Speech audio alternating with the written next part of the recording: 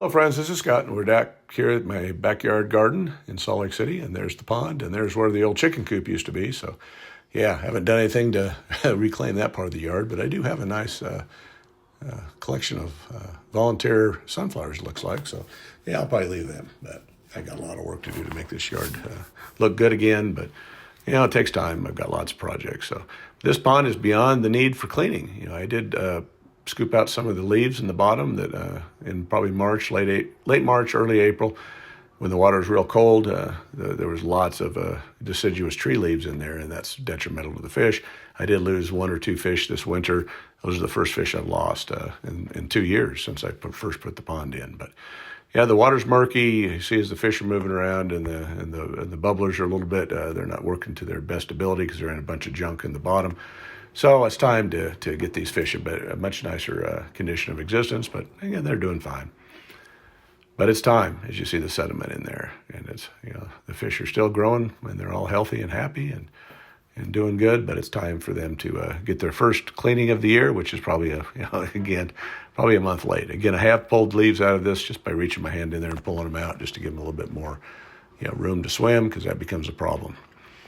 But I found that my hams are the best tool for this job. I've got a kind of a net system that I use sometimes, and I'll show you here in a minute, but it doesn't really do the job. I think your hands can grab a lot more stuff. But again, the biggest threat to ponds and backyard ponds is deciduous trees dropping their leaves and ending up in the pond, and then they kind of cause a lot of disturbance with the fish movement, and it blocks the oxygen flow from the bubblers, and just becomes kind of a mess. So again, I did lose a couple fish, probably because of deciduous leaves this year, but the rest of the fish are doing great. So I just need to get this pond, the bottom kind of cleaned up to the best of my ability.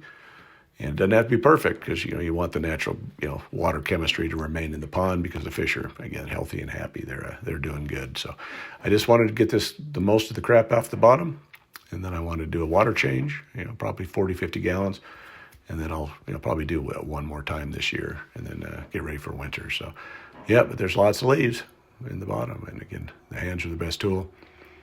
So I just went around the whole edge of the pond and trying to get as much of this stuff out of here as I can. And I'm not trying to get it all. There's not a need for that. But this stuff can really pile up. And I know when I pulled the material out in March, April, it was pretty deep, and it was definitely affecting the fish. So it's not so bad right now, but it's the water's pretty murky and a lot of sediment, and it's definitely time to get this pond cleaned up for the fish for the summer. So again, hand is the best tool. And I'm trying to do the deep end, particularly where they got the bubblers, because the bubblers get covered up with leaves and then they don't function. And then they're not pushing the oxygen, throughout the pond. So I did grab the net, as you see here, and it didn't do much. Its handle is very flimsy, and I think I was getting much more material just by using my hands. So yeah, I gave it a few tries here, and I don't think I removed very much material, but I tried. And I have used it in the past, and I have scooped up material off the bottom. But, I think now it's just it's more of a manual, just to use your hands, because this thing is it's pretty much worthless. But yeah, so I got rid of that, got back to the hands, and just continued to go around the pond and try to just pull as much of the gunk out as I can. So it's time to remove the plants. And again, the plants collect a lot of gunk around them, so I'll get those out of the way. And I've got 3 plants now, I guess. I've lost a couple over the last couple of years, but I've got 1 lily pad, and I've got 2 grasses. And that's enough for now. I may add another plant or not, but still debating on whether I'm going to move this pond down to the homestead. Had a granddaughter that loved to come to the pond and feed the fish, so that's been kind of the reason I've left it here, but I don't know if I'm going to keep doing that or not. I may just dig a hole down there and put a new liner in, and then just transplant all this stuff down there and bring the fish down. So I'll be making that decision probably by the end of the year. But we've been thinking about selling this house, and I think it's getting closer to the point of doing that maybe next year, but we'll see. Well, I got to be careful as I'm cleaning the pond, because the rocks are still sliding into the pond. So, they have holding down the underlayment for the pond. So, but yeah, I've got to get this last plant out, and we can then try to get this pond as clean as we can before we start sucking out some water with the hand pump. So, but yeah, lots of gunk. And the fish, I did touch fish. I didn't end up throwing any out of the pond today, which I have done in the past. So, but I wanted to get all the way around the pond and try to get as much of it out as I can. And I'm getting down to the point where there's not a whole lot left. There's plenty of gunk in there, and there's plenty of sediment in the water. But I think with a little bit of a water change, it'll, this water will clear up, and the fish will be should be happy. They're healthy, even though this water is dirty. Again, there is no formal filtration system in this pond other than the plants. And here's my hand pump that I can just suck the water out of there. But this is more of a pain than anything because the other end really wiggles around.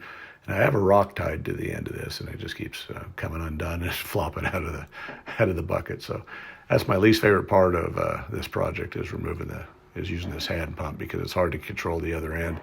I like to use this material for liquid fertilizer, and so I did fertilize some roses today, but I was in kind of a hurry, and so I wasn't going to, I could dilute this material and fertilize a lot of stuff, as you see this brown goodness here.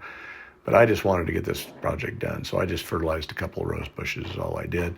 And then I put the hose into the bamboo, and I'll probably regret fertilizing the bamboo because it just is taking over the yard, but I just need to get some water out of here, and I was tired of hauling buckets around, so yeah, I just sucked the water up into the bamboo, and again, add some fertility to that planting. And that's how much water I took. It wasn't a ton, but I dropped the water level, probably 50, 60 gallons probably. So here's the water conditioner you use, and you just use a capful for every about 10 gallons, and it's a guesstimate. So I put 5 capfuls in.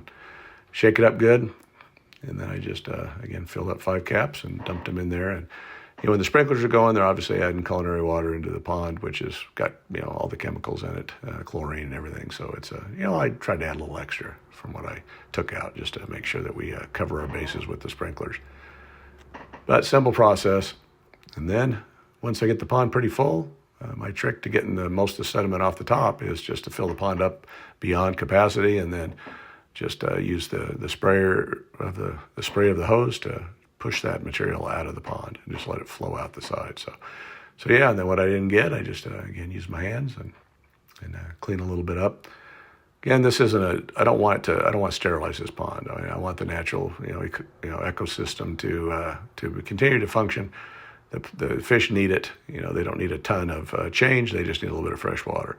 I did hack the tops of the grass off, so because they were tipping over in the pond, so it was time to put the grasses back, and I did use some twine to tie these up a little bit too to help hopefully keep them upright because they've been leaning over into the pond.